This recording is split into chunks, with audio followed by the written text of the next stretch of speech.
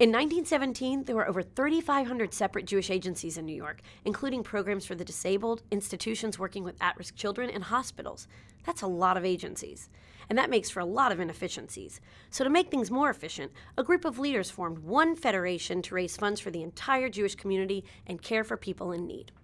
And they were pretty effective, like when they raised $124 million to help rescue over 160,000 Jews from the Holocaust, and when they helped create Israel Bonds, raising $365 million for Israel.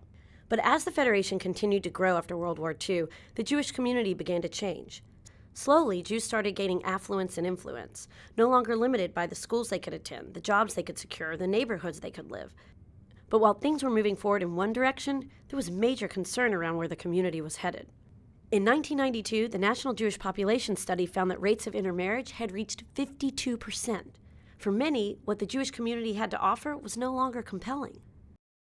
So some visionary volunteers asked a bold question. What if Jewish education was just as important as helping those in need? It took time, but people started to listen. In 1993, UJA Federation committed the first $3 million from off the top of the campaign toward Jewish continuity. That's a big deal. And just like that, the Jewish Continuity Commission was born.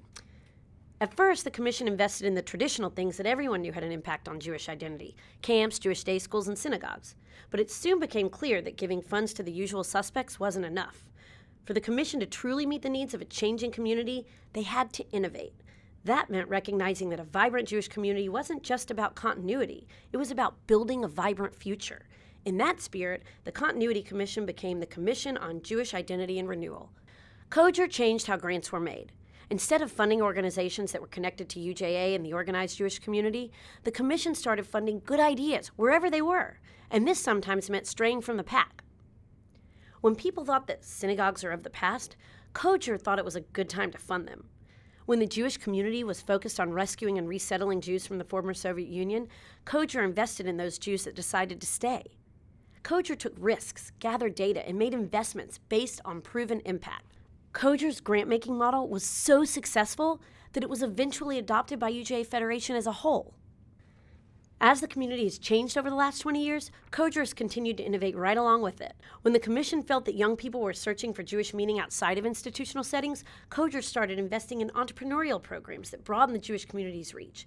They even gave money to Heeb magazine, which had an issue on nude bubbies. Some of us wish we could forget that.